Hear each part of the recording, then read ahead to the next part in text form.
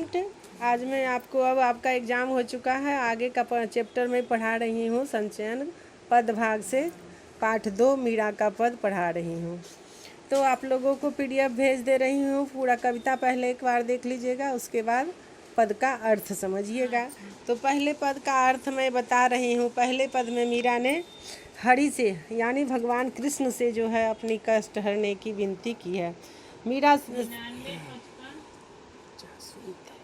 मीरा श्री कृष्ण से विनती करती है, हरि आप हरो जन की भीड़। हे प्रभु, आप अपने भक्तों का कष्ट दूर करते हो, इसलिए आप मेरा भी कष्ट दूर करो।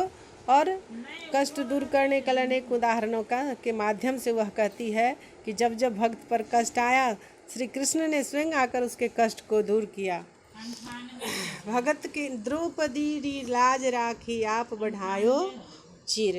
कौरव जब भरी सभा में द्रौपदी को निर्वस्त्र करना चाहता था तो आपने साड़ी बढ़ाकर उसके मान सम्मान की रक्षा की।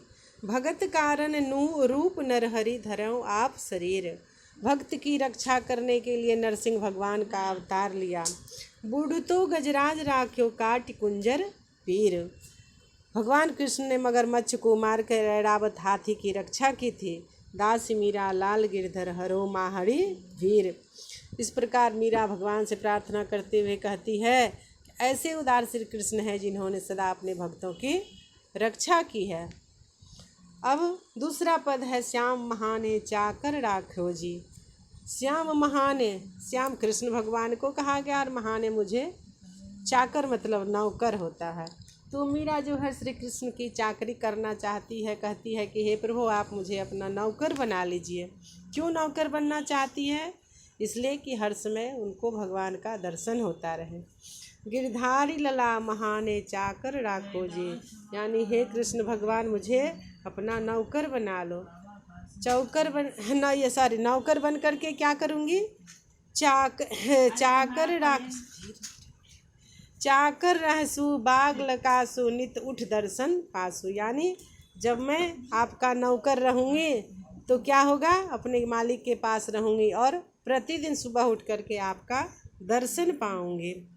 भाव भगति जागिरी पासु तीनों बाता सरसे। यानी आपके क्या होंगे? दासी के रूप में कृष्ण का दर्शन, नाम स्मरण और भाव भक्ति रूपी जागीर प्राप्त करके अपना जीवन सफल बना लूँगी।